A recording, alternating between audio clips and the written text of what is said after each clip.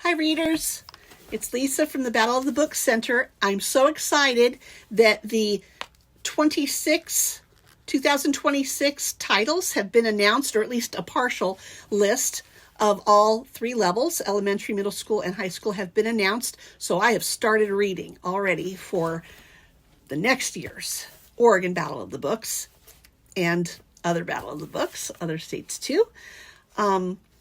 I just this morning, finished reading an elementary level book called Better with Butter. And I posted a review online about it in Goodreads and on Amazon and stuff. And the title of my review is, I loved this book and it made me so mad. And so the reason that it made me mad is because I understand for a story to be compelling and interesting and exciting to read, you have to have some drama. Yeah, and that's why the story structures always have, like a problem that the main character has to solve. And in this book, the main character, Marvel, is a sixth grade girl who has really bad anxiety about just about everything under the sun.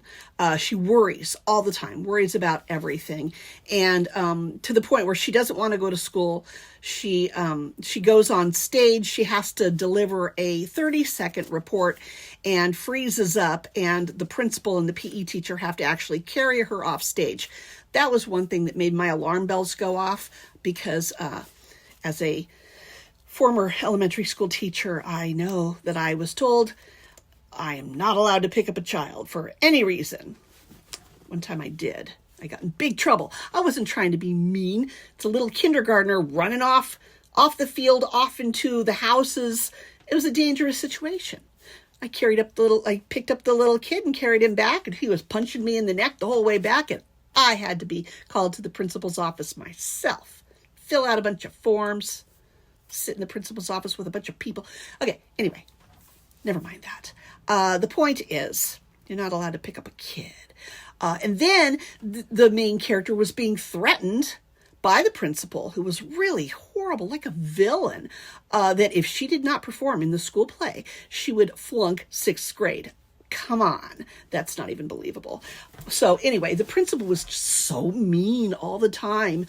And it felt to me that she didn't care at all about the girl's anxiety. She just was always trying to get her, and then the girl finds this little goat. It's a fainting goat, which I have to tell you, the girl did not find it funny when the goat fainted. Sometimes people would make loud noises to make the goat faint. Anyway, I have to admit it's pretty cute and funny to watch these little goats faint when they get startled, and you can see that on YouTube.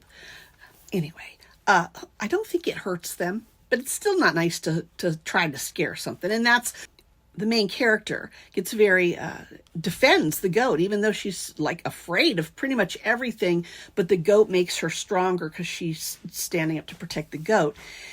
So this goat she finds and she wants to keep it, and the goat ends up really helping her gain confidence. But the other, to me, villain in the story is her mother. I guess I'm kind of a lenient mother. I would have immediately let her keep the goat, but the mother is very concerned about the roses in her rose garden, and the goat is eating her plants, and she's like, oh no. Personally, if my daughter suffered as badly as this girl did with anxiety, I would put her mental health above the flowers. So I'm getting judgy here. But again, I know they were just trying to create these characters to get to my feelings and make me emotional and defend the main character better. And it worked. And remember, there are spoilers here. This is about really knowing the book. So all my videos include spoilers. So here I go. I'm about to spoil. Another thing about me is I love happy endings. So the owner of the goat finally comes, and I was horrified because she's like, oh, thank you for taking care of my goat, and then carries the goat away with this girl sobbing and kind of like, no. And I wouldn't have been able to do that. especially because this lady raised these goats. She had tons of goats, and yet she's going to carry this goat away. And then later, the goat ends up being heartbroken without the girl that she has grown attached to. And so this woman calls the girl on the phone. Can you come over right away? The goat is dying because it won't eat because it's heartbroken without you. Well, what I have done, I would have put that goat in the cart and come to the girl. And still she wasn't saying, I'll give you the goat. She was like, come to my house and talk to it so it'll eat. Anyway, all the villainous characters got softer toward the end, and the girl gained confidence, and that was good. So that's why I did love the book. Toward the end, it was suspenseful enough that I just kept reading like I couldn't stop, which, a book that you can't put down is always the best. So I do highly recommend. The book is called Better with Butter. Better with Butter by Victoria Piontek. I highly recommend it. I really enjoyed reading it. Victoria Piontek. Okay, green screen's weird. So stay tuned. Remember, I have a brand new website, bobqc.net. New quizzes are being added all the time. In 2012 and 2013, we had two goats named Bam Bam, this one that I'm holding, and Yoshi. And they were really funny and cute, and they ate the blackberries, which was great.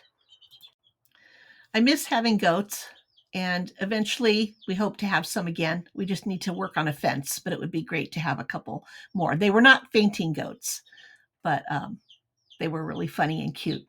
Anyway, this is my mom. She had come to visit, and this is her feeding Bam Bam a bottle of milk, because when we got them, they were so little, they were still drinking milk from a bottle. Keep reading. Talk to you later. Bye.